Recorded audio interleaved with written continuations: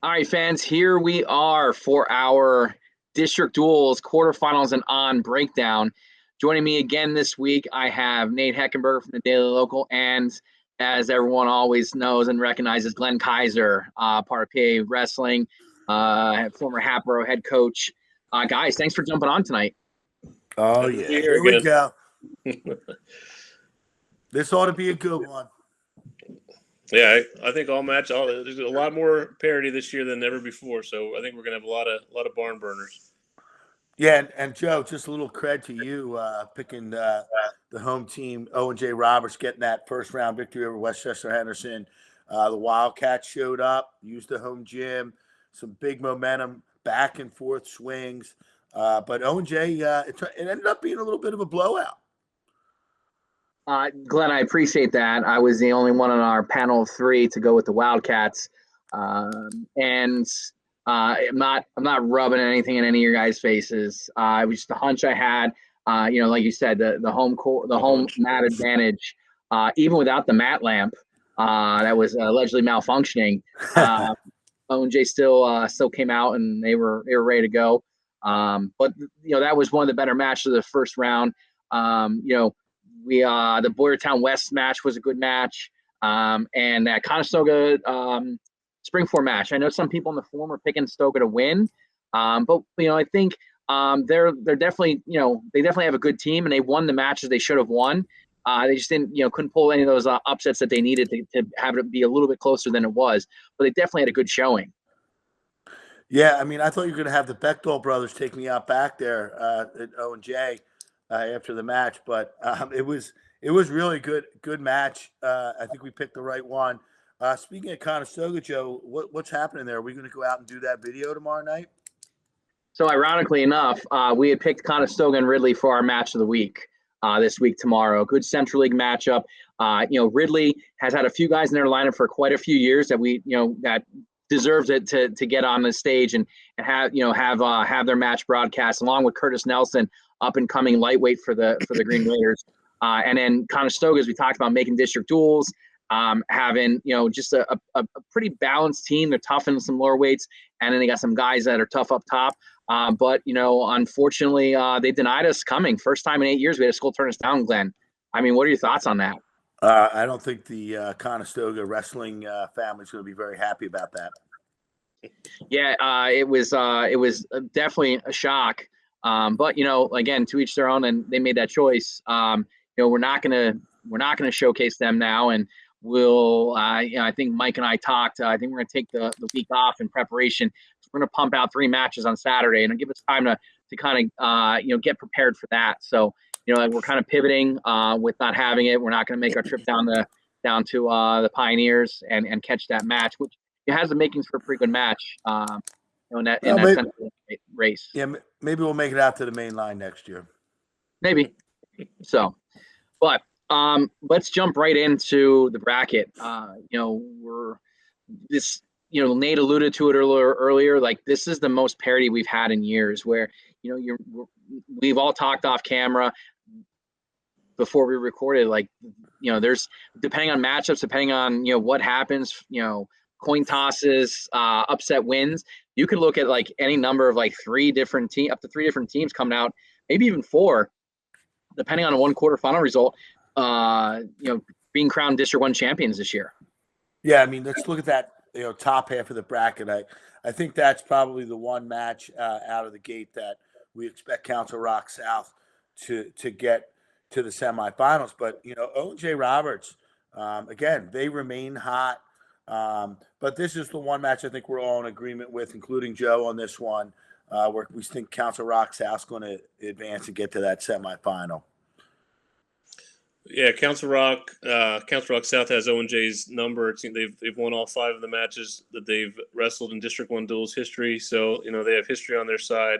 I know O&J did advance against the Golden Hawks one year when Council Rock South had to pull out with the skin issue. But other than that, Council Rock South's had their number. I think, it's just hard to bet against them this time of year. I do think O&J will score some points.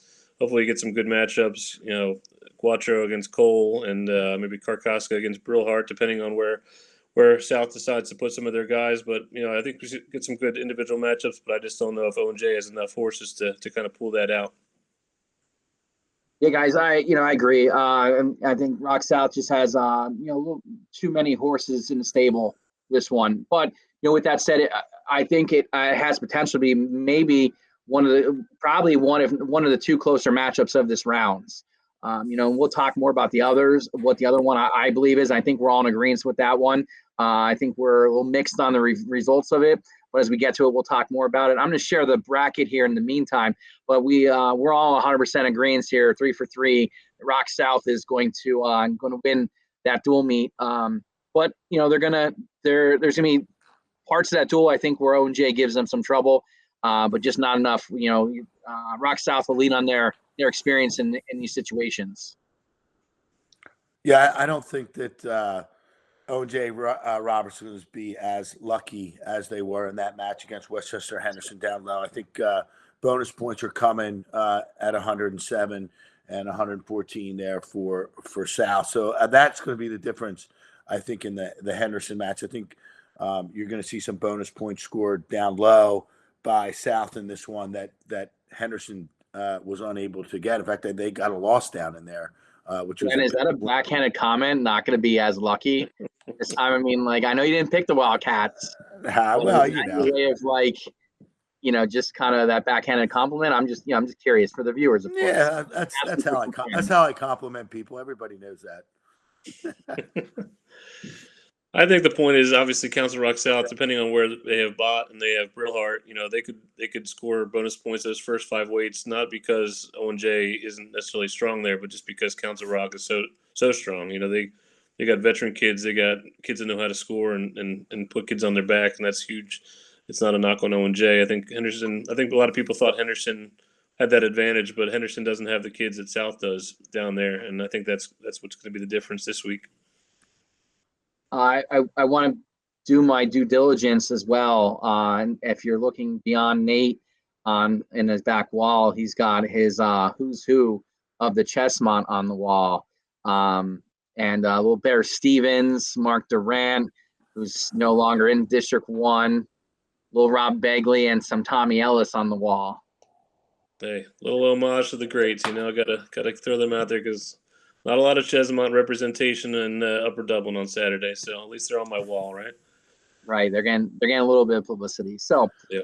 Let's look at that next quarterfinal match. We got another pack on pack crime, which this time of year is not unheard of. The pack does put out some pretty strong teams. So we got Boyertown Springford, a rematch from earlier in the year, which was kind of won convincingly by Springford. I know I'm going to go with the Rams here. I just think that, again, they're a more balanced team. Boyertown's got some pretty good individuals. They lack the same amount of individual talent that Springford's been able to put on the mat on Saturday. Yeah, Springford's won 6 in a row dating back to 2017 against the Bears. So they just seem to have their number. And Boyertown, where Boyertown's strong, Springford can match them. We can steal some wins down low with the Smiths and some of those other guys down low, and then as the weights get a little higher, Springford just has the advantage there. I think they can kind of keep that train rolling and move on to the semis again.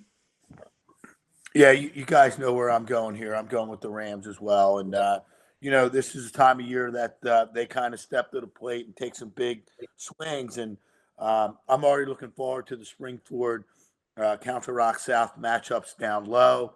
I think that's going to be an epic battle with Council Rock South and Springford. We've seen it before. So that's really the one I want to see in that semifinal. That's going to be a big match.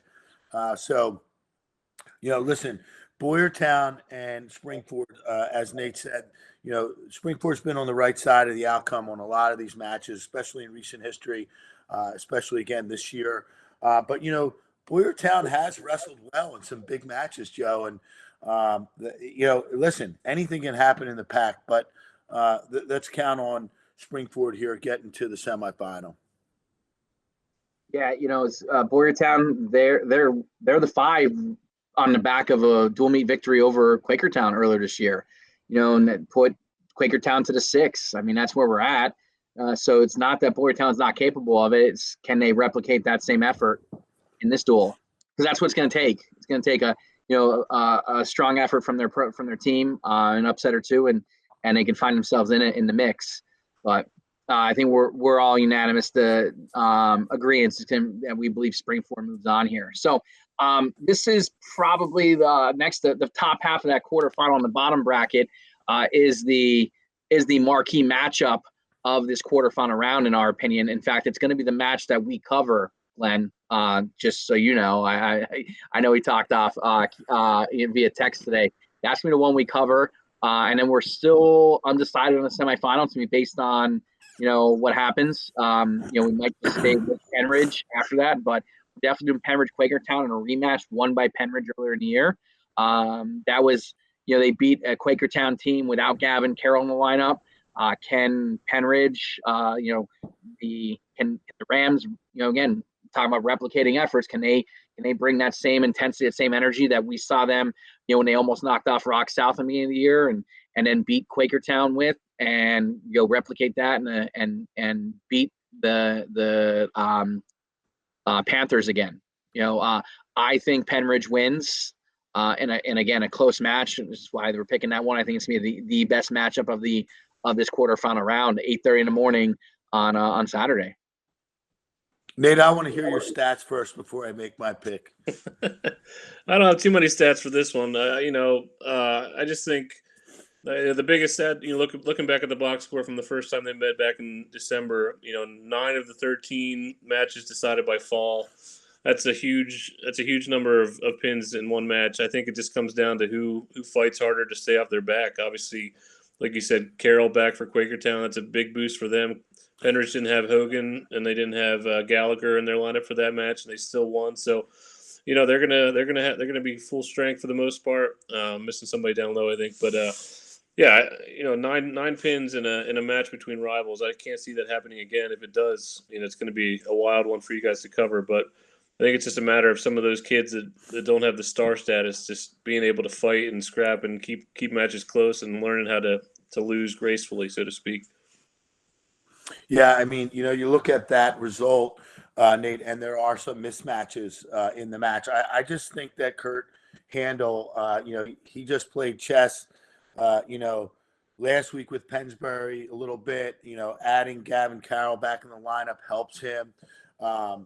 Listen, Quakertown has kind of, they've had a bit of a revival in the second half of the season. They've won, I don't know how many straight matches in a row, but they're back. So I'm picking Quakertown here. I think this is a one bout type decision, one fall or one win away on the other side on Quakertown's, side, and they win the duel. So I'm going with Quakertown with I think a mild upset, even for me, because I've been on the Pennridge Rams all season long, covering them at the Suburban One, down here, and Quakertown kind of fell off the radar a little bit. But I just have a feeling that Quakertown's going to pull this one out. They're going to come out with some Panther magic and get one of these wins or stay off their backs, like you said, Nate, in a spot where we had 9 falls. I think if you take 2 falls away, make one decision and a win for Quakertown the other way, it goes maybe 33-31 Quakertown. That's my prediction right here. So now I'm going to have the Owen J fans and the Pennridge fans on me. I mean, I'm going to be a wanted man down there in Port Washington. I don't think too many people are picking Owen J, but I do think they could win 6 matches. So yeah, I think 3 out of 4 of these things go to 7-6. It's just about bonus points and who wins that 7th match. But all right, Joe just moved. There he is. There you go. You're moving, Joe. You're moving. Yeah, sorry. All went crazy here. You guys hear me now? Yep. Yeah. All right, cool. So I apologize for the technical difficulties we're experiencing here. It's not a Mike Leister production. It's 3 guys with limited experience. Again, you're getting the bare bones. You're lucky we can even present a screen. But let's go down and talk about the Sun Valley Perk Valley matchup. It's a good one. Yeah, Perk Valley, everyone's kind of back on the Perk Valley train. And I think I'd be right there with everyone. I think it's gonna be a good match. I think it's gonna be a competitive match. I just think the balance that Sun Valley presents is going to be a little bit too much for them. Injuries have plagued PV over the last 2 seasons. We kind of talked about it and touched on it a little bit. We're not going to rehash the whole thing. They're full strength. I'd be rolling with Perk Valley in this one.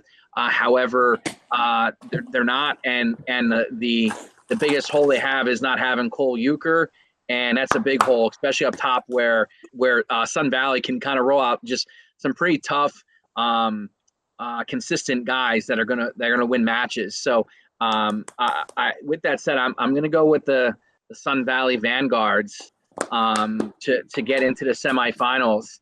And Nate, you probably have the stats on this. Correct me if I'm wrong. This is their first semifinal ever, correct? Yeah, this is the first time in the quarterfinals for the Vanguards, I believe, and Perk Valley hasn't been in the quarterfinals since 2000. So, not experience on either side necessarily not going to pay off this week. Same like you said though. I think Sun Valley. You just look up and down their lineup. It's hard to find kids that you just don't think they don't know how to. They know how to keep every match a little bit close. I think Perk Valley's got more holes down low where Sun Valley can kind of pick up, build an advantage. Obviously, Perk Valley, the second half of their lineup, starting with Keikos now back in the lineup, that's going to be tough. It'll be interesting to see, who they put on Keikos, whether they put Carr out there and try to make him earn it after seeing Keikos go the distance last week against Mayors. It was a pretty good match, 11-8. I wonder if they'll try to test him and see if he's got the gas tank back yet, or if they'll kind of try to bypass Keikos and score their points elsewhere. That'll be an interesting strategy. I think Sun Valley, has a kind of team where they can win 7 bouts against anybody in the bracket. Honestly, I'm not sure that they would, but I think they have the talent that they could do that. So I think they just have just a little bit more than Perk Valley, but I do think it could end up being a 7-6, result and coming down to bonus points. Yeah, that takes it to me. So, I got Sun Valley here too. Perkiomen Valley, full strength. I think we all agree, they win this one, but it just hasn't materialized for them in the last 2 seasons, unfortunately, with the injuries. Sun Valley is dangerous, like Nate said, against all these teams. I think they have, high-level talent. I think they have a solid lineup, 1 through 13, no matter where they start. I don't know how they're going to perform on the big stage. That's the big question mark. But they get by Perk Valley, and they're going to get their chance in the semifinals to punch their ticket, to that state bracket. So this is a big moment for Tommy Ellis and Sun Valley as a dual meet team, and I'm looking forward to see if they can perform. And again, Perk Valley, I think it's just going to come up a little bit short. I think it's going to be a great match. Yeah. To that point, I want to just be clear. Like, if Perk Valley is full strength, I think it's still a tremendous match. I think Perk Valley pulls it out, but I mean, regardless of who's in the lineup on Saturday, this is going to be this is going to be a really tough quarterfinal match because of the depth that both teams have. It's one. It's cool. We'll get to sit and call the Quakertown Pennridge match, but like, I'd like to sit and watch all of them. That's the bummer. We're kind of like peeking throughout the gym while we're covering one match, so we can kind of keep an eye on what's happening in the other matches. And it's it's for guys that I'm speaking for myself. I think Glenn agrees. Like, you're missing good wrestling somewhere to watch good wrestling right in front of you. Yeah, just like we talked off camera before we started recording, unless Mike throws some snippets in there. The parity here in these, these quarterfinals, I don't think we've ever seen it, Joe. Not in the last 5-6 years. I mean, there are some really good matches. I mean, there's literally 3 matches here. I mean, I'm not going to rule out Owen J either, but there are 3 matches here that could go either way. I mean, it's crazy. It really is. And we're going to have some exciting wrestling at Upper Dublin. I can't wait. So real quick, let's kind of pivot and let's build back in that losers bracket. Based upon where we're at, we're going to have Owen J and Boyertown, because we're in agreement on that top half of the quarterfinals. These 2 teams have not wrestled yet. They were supposed to wrestle last Wednesday in a packed tilt. However, it got postponed due to snow. It's not going to be wrestled till this Wednesday coming up. With that said, I think Owen J it presents problems for Boyertown. that I don't know that they can overcome because of their ability to score bonus points in some of those upper weights. Yeah, what do you guys think? Scores a ton. The second half of their lineup. Depending on where it starts, they could kind of just have a huge lead by the time the lineup turns over again, just with the big boys. But hey, another stat for you: Boyertown has never lost to Owen J in the district duels, so a little bit of history on your side for the Bears this time. Yeah, I mean it depends on what color hair Boyertown shows up with. I've seen the black and the red, and they're usually undefeated with the black and the red. So I don't know what hair color they're coming with. But in all seriousness, I did have Westchester Henderson here. So now that Owen J has dropped down, they're in the quarters. They dropped down after Council Rock South. I have beaten Boyertown. Like you said, I mean, I am going to criticize the Pack a little bit. I think that they extend their season way too long for a league champion.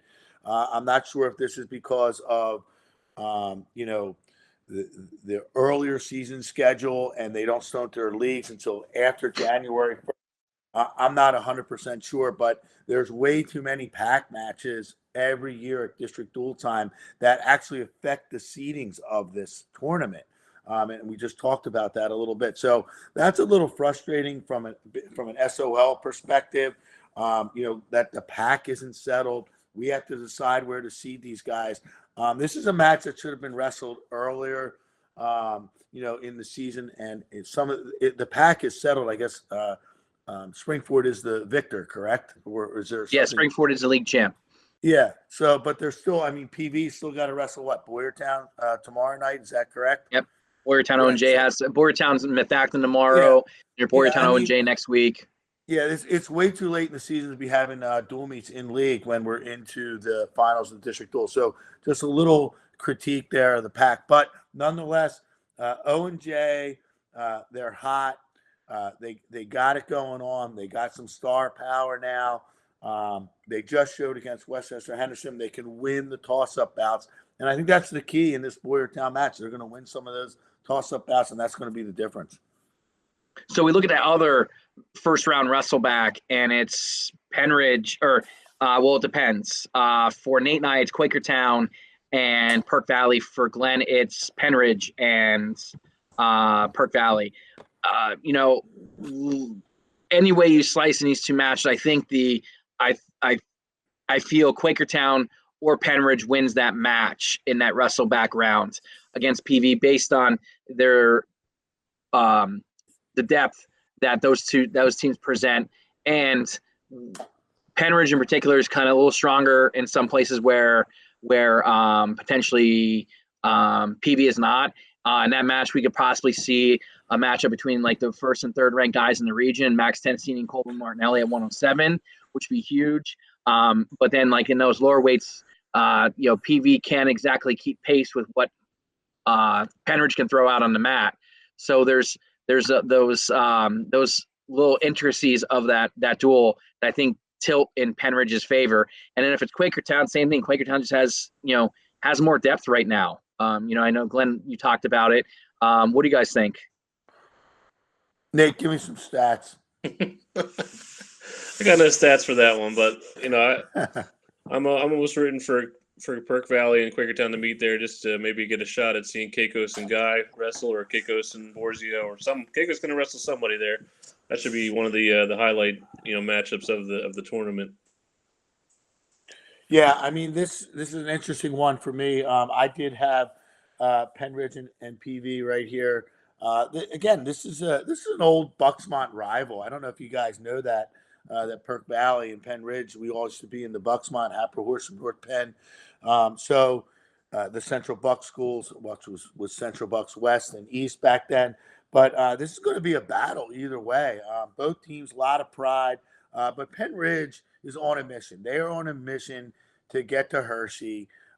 And I think they're going to really be up for this one, especially if they drop down. They're not a team that's going to put their head down and just kind of say we're done. They're actually going to rise up to the challenge here.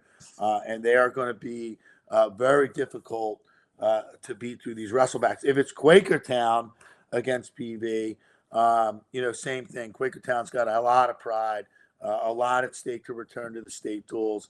And I think PV is going to have a tough haul against either one of these teams. All right, so now we'll go back up to that winners bracket. We'll talk about who we have winning at each semifinals, and we'll go back down to the wrestlebacks, and we'll come back up and talk. We'll finish out through third place, and we'll finish out with the final match. So this Springford Rock South, this match again, we've seen it before. We've seen these two go at it several times in the last few years. I'm sure Nate has the exact number.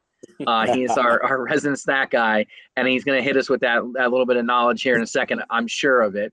But this is this match, man. You write it out on paper a couple times. You look at it in the preview, and you see the matchups that each team can create, and then kind of the movement they can make. Down low, again, you're going to have Smith, potentially Smith on Lenahan. You're going to have Ryder on. I gotta differentiate the Smiths. Gus Smith and Lenahan, potentially Cole Smith and Luke Ryder, and then Quinn Smith, I believe, would wrestle Wolishin or Bot. Or Bot. So those are great matchups right there, and Rock South has the potential to move Wolishin if they wanted to and bump there, and I mean there are a variety of matchups that can happen, but then as you get into those middleweights, where Rock South gets a little bit stronger, like 50 and 52, 60, and Springford probably will not have an answer for them. Maybe that's a match where you see Beckruz go to 72. They move, like they make a bump and they move to put Beckruz on Richards from Springford, 172 pounds, to kind of cover some of where they're just not as strong. And some of the upper weights have been really coming on here as of late for Rock South. So and Springford's already solid there. Brazillo and Hudak up at the top of their lineup. So like anything can happen. But I think at the end of the day, I think Rock South has the ability to make more moves that will put them in better position to win the match.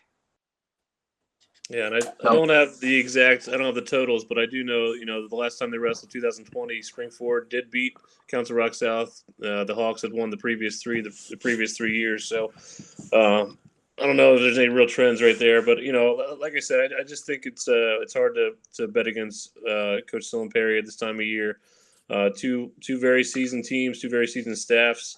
They obviously know the game and know the strategy of it all, but when it comes down to it, I think you follow the wave and the emotion from the south side, and that seems to always carry him over when it counts. Yeah, I mean, the coin toss could have an effect on some of these matchups, Joe.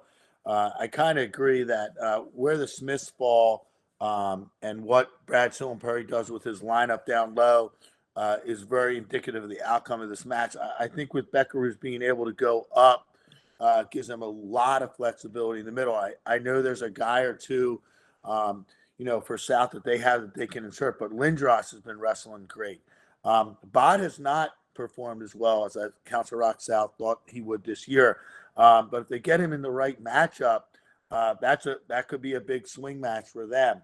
So I think South has more depth. I think they have more movability in terms of making key matchups play out for them. And down low, there's going to be some great matches, which I'm looking forward to, and see how Redder is coming back in.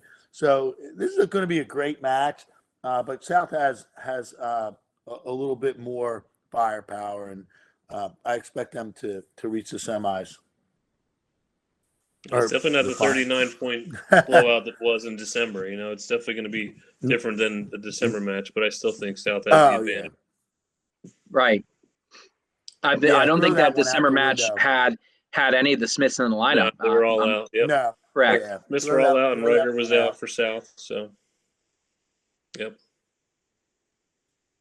So let's move on to the other one. The other semifinal we have, for Glenn, he can talk about what Quakertown and Sun Valley would look like. Nate and I will talk about what Pennridge and Sun Valley would look like. Glenn, well, I'll defer to you on this one since you're the. All right. Well, I'll put either SOL team in there. This is the match for Sun Valley. This is where we're going to find out, what they're made of. If it's their time or it's not in these district duels. This is a team that may not get another opportunity with a lineup like this in these district duels. So this is their big chance to beat a good quality program in either Quakertown or Pennridge.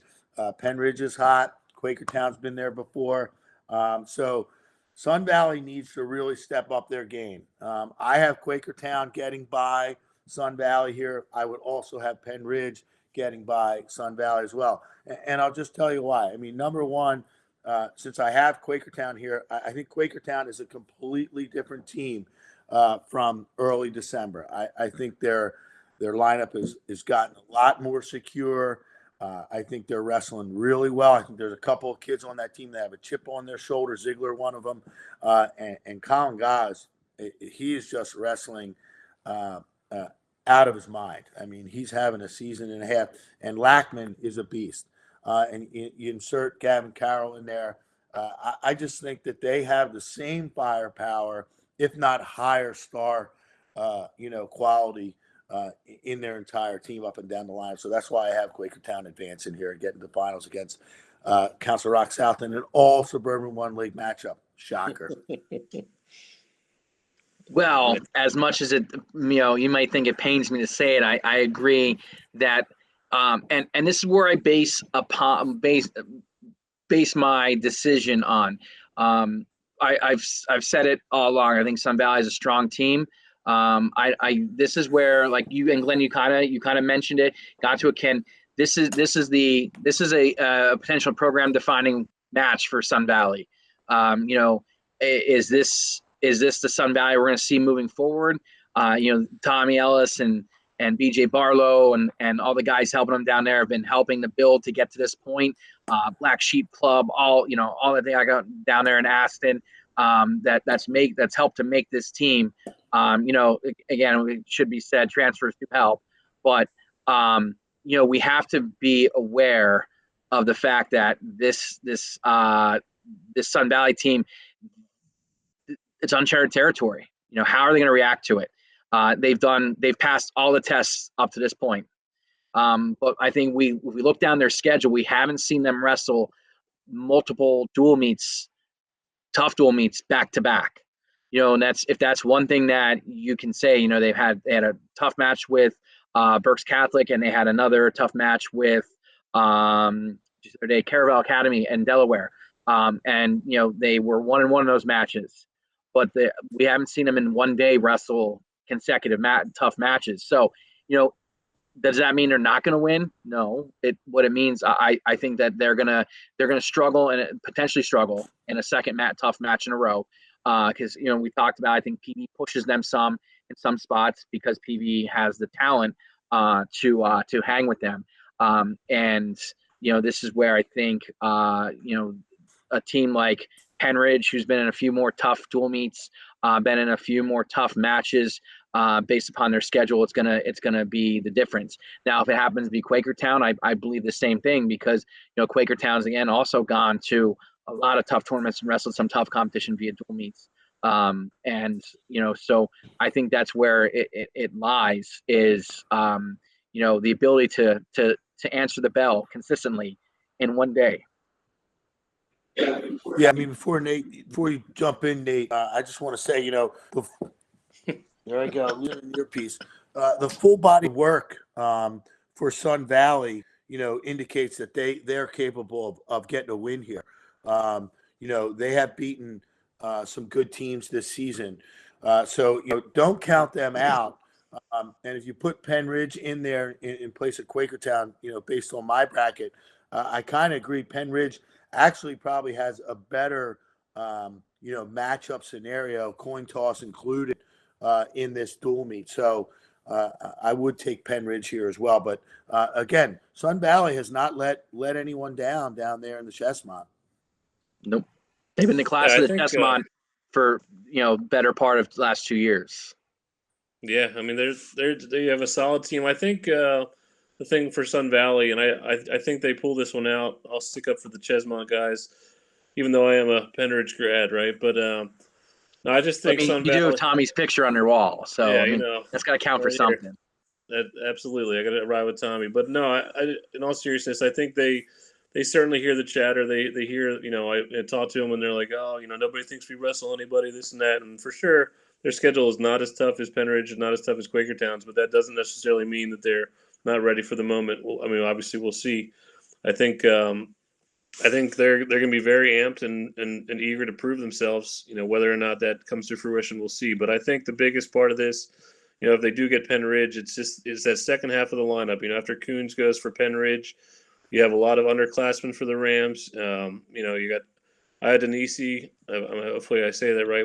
He's a senior for Pennridge, but after that, it's all underclassmen. Some pretty talented underclassmen. Gallagher, Hogan's a sophomore, Rose a freshman. And that's where Sun Valley has their veteran leadership. They have 5 out of their last 6 wrestlers are seniors. They've been through some battles. They got to steal some wins there, though. If they have any shot to beat Pennridge, they can't get swept. From 152 up after Carr goes. If they don't win after Carr, Pennridge is definitely going to beat them. So they need to steal some of those wins and wrestle tough. And that's where their seniors are. So that's what you got to lean on at that point. In this point of the season, it's just a matter of I think they'll be able to score some of those lightweights. They got some advantages down there. 107, Martinelli has the advantage, but Diorio is a tough, scrappy kid. Very similar, in the undersized last year and learned how to battle. So it's all about minimizing points down there where they can, and then they gotta steal a match or two in the back half of the bracket or back half of the lineup. Yeah, and Ryan Gallagher returns to the lineup for Pennridge. He's 4-0 since a return, and that helps Pennridge's lineup, like you said there in the upper middleweights. So that could be a key match. Whoever is there for Sun Valley, and if they bump up or stay where they are. So that's one of those additions. We didn't really talk a lot about all these additions for each team. I mean, everybody seems to be getting healthier and adding guys to their lineup. Except for Perk Valley, and we talked about that earlier. So I think some of these teams that have added guys back into the lineup, that's really important. They're healthy, and again, for the pack, they're still grinding a little bit. For some of the other teams, I wouldn't say it's a cruising week, but it's just some senior nights and things like that against teams that the matches don't really matter Wednesday night. So some of these teams are going to come in really fresh and healthy, and Pennridge might be one of them. So let's drop down those wrestlebacks now. They're sorted out, and this is the fun round. Those semifinal winners, they've punched their ticket.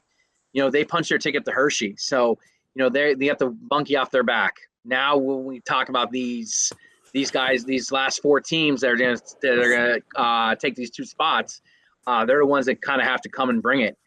In that top half, Glenn and I's would look like ONJ and Sun Valley, whereas Nate's would look ONJ versus Pennridge. So a little bit difference there. We'll talk about that. And the bottom half would be Springford and drawing a blank, potentially Quakertown. Or no, I'm sorry, not Quakertown. Sorry, Springford and yes, Quakertown or Pennridge, depending on who's going to talk here between the 3 of us. If we look at how ONJ matches up with potentially Sun Valley or Pennridge, I think it's kind of like anything else when we talk about ONJ. It's about how you mitigate those points in the lower half of the lineup. It's make no mistake. Pennridge is going to roll out Martinelli and Coffin back to back. Again, that's a formidable 1-2 punch. And that's one that's really would give ONJ problems. As you get into those middleweights, even Coons at 139 against Karkoska could be a great match, a precursor of one we see at regionals. And then at 45 and 39 through 52, ONJ gains a little traction, but there's every guy in Pennridge's lineup is not necessarily an easy out. Like they got tough guys that just come out and keep coming at you. 189, we could see a rematch of Ryan Rowe and Dean Bechtold.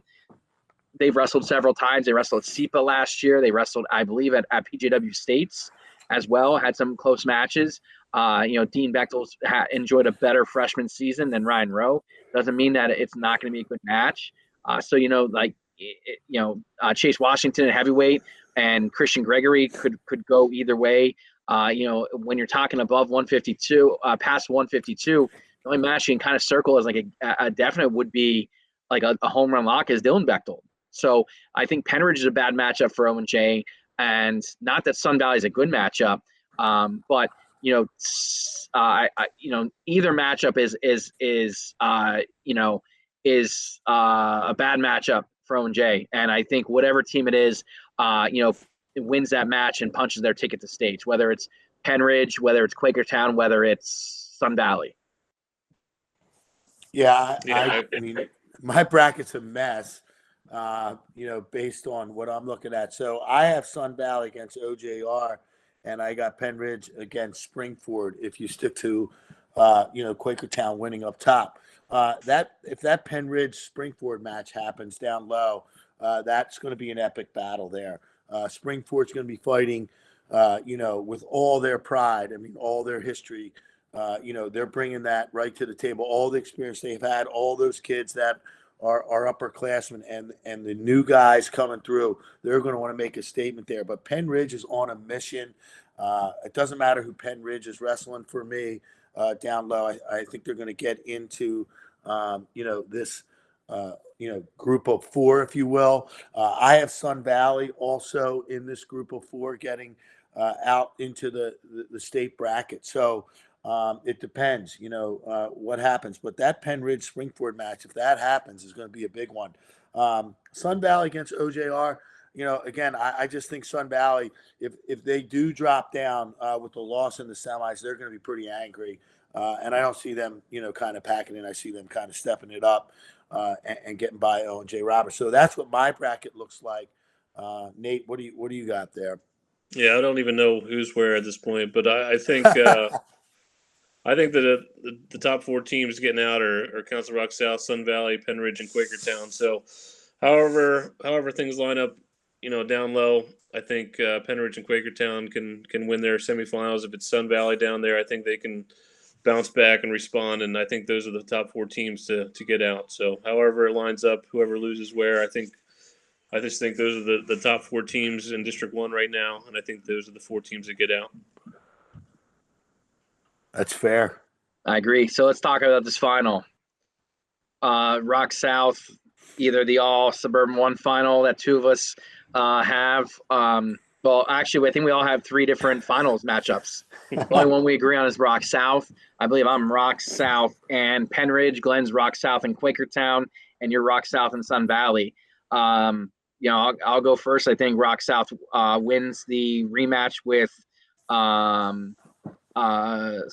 Pennridge, based upon the fact that they won the first time. Not that that's the only reason, but they did so without Luke Ryder in their lineup. There's only so many moves each team can make. And both coaching staffs are highly intelligent. They make moves when they have to, and Rock South's aware of the moves that Pennridge did not make in that dual meet. In order to create some good matches for their kids, because at the end of the day, it's about getting their kids better. Rock South's gonna be aware of that. So, I think again, it always still does come down to a coin toss, and again, anything can happen. I think if we're wrestling straight up, I think Rock South is the better team, and Rock South, gets back on top of the podium one more time. Yeah, I have one more stat for you on Sun Valley pulled out of thin air, but just the thing I think that gives them a shot in every round. They certainly could lose in every round, but I think they can win 7 bouts against anybody. I said that before, even against Council Rock South. I think they could win 7 matches. It's just about bonus points. The one thing about Sun Valley this year, they're plus 390 in bonus points. A lot of that is obviously strength of schedule. Wrestling lesser kids. Council Rock South is not nearly that high, but obviously they wrestle a much tougher schedule, and they're not getting as many pins as Sun Valley does. I say that to say Sun Valley can certainly score points if they get rolling. They have enough firepower that they can pull off 7 wins against anybody. I just don't trust them against Council Rock South to do that. Like I said before, you just don't bet against Council Rock South this time of year. So Sun Valley, if they do make it, I do think that if the schedule doesn't catch up to them in the semifinals, I think it does catch up to them in the finals. Council Rock South is too seasoned. It'll be a great experience for the Vanguards if they do get there, but I just don't think that I think Council Rock South will slow them down and frustrate them, and it might end up getting a little bit lopsided there even. So. Yeah, I mean, since 2017, Council Rock South has won 4 District 1 titles. This is their tournament to lose, and it doesn't matter who it is with Quakertown or Sun Valley or Pennridge. I think Council Rock South, this is the type of tournament that they're built for. They're built for the postseason. It doesn't matter if it's a dual meet tournament. Doesn't matter if it's an individual tournament. This is what they've been gearing up for all year long. So I have Council Rock South winning. It doesn't matter if it's Quakertown. Doesn't matter if it's Pennridge. Doesn't matter if it's Sun Valley. If it is Sun Valley, you bring up a good point, Nate. They do have enough firepower to match Council Rock South in some of these dual meets, but in some of these individual bouts. But Council Rock South has been there before. And I think if it's Sun Valley here, Council Rock South, just experience alone gives them an advantage in some of those closer bouts and the bouts where they need to get bonus points or stay off their backs. Council Rock South always seems to manage a match very, very well. With Quakertown, Quakertown, they could end up turning the tide a little bit too. I mean, they lost last year 36-19 in the final to Council Rock South, and I think Quakertown was kind of favored going in. So they have a little chip on their shoulder should they be in this final. That will be a very, very good match. And then if it's Pennridge, I kind of agree with Joe. I think Council Rock South still has that edge. It's not really a rematch. I think it's just Pennridge is going to have to, turn it up a notch to get the victory. But I think Council Rock South is the class of District 1 AAA, and Faith Christian the class of AA in District 1. And either way, I think we have all 4 teams correct, which is rare. I don't think we've done that. Even Joe and I, sometimes we don't have the top 4. But this could be a year where we get the top 4 right in whatever order. That would be no pack schools making it to states. When's the last time that happened? That's one stat I didn't figure out, but I don't know. I wouldn't bet on it, but obviously I'm not picking any pack teams to make it through, but for sure I could see Springford and or O&J both sneaking through potentially if things go right, but it might be a Suburban 1 kind of year. It might have a little bulletin board stuff here. It does look that way. Before we finish up here, I just want to give our regular shout out to Gear to Compete and ASICS for being one of our sponsors. I meant to do it before we talked about the final. I wanted to get it in there so that everyone tuned out before we finished. Again, Greg Eppenshade from Gear to Compete has been a definite friend of PAWrestling.com, going all the way back to his Valley Sports days. Definitely appreciate him. He came out to the Henderson O&J match last week, and we got to talk with him a little bit. And again, they're your one-stop shop for all things wrestling and sporting goods. So if you need anything Gear to Compete, look them up. They're on Instagram, on all the socials, their website, and so on and so forth. Guys, I know this is kind of the first year we've really done this. The fact that we have all 4 teams, not necessarily in the same order, but we're agreeing on the same 4 teams getting out. That does say something. And to the points already made, these are the 4 teams viewed as the best dual meet teams in District 1. You look at it seed perspective, Rock South being the 1, Sun Valley the 2, Pennridge the 3, and Quakertown the 6 are the ones that we have getting out. But again, Nate said, don't sleep on the pack teams. It might be just one of those down years for the league where they had 4 teams in the quarterfinals and couldn't get any of them out. And like I said, we've said before that those situations have happened before, and the pack is always going to be the pack. But this is a year where we have some really talented teams, so much parity, but just a lot of talented teams here in District 1 that are all on the same level, per se. Yeah. You say talented and for sure talented, but also there may be more holes than ever, from top to bottom, looking at the brackets this year. So, when you look at the top 4 teams, I don't know, it's easier to rationalize, Quakertown getting through because of the star power they have. It's just so big this time of year. Council Rock South, star power. Sun Valley doesn't necessarily have the marquee star power, but they have more of the depth. Pennridge has, 3-4 kids you'll probably see in Hershey too. So, I mean, not that Owen doesn't, but Owen is probably the enigma there. Springford, has got 3 kids probably going to states. So, I don't know. It's just the Quakertown, the Pennridge. They just seem like they have some of the bigger names, and when the push comes to shove, you just trust some of those names maybe more than the other guys. Right, agreed. So, hey guys, that's looking forward to Saturday. Nate, you're going to be there, right?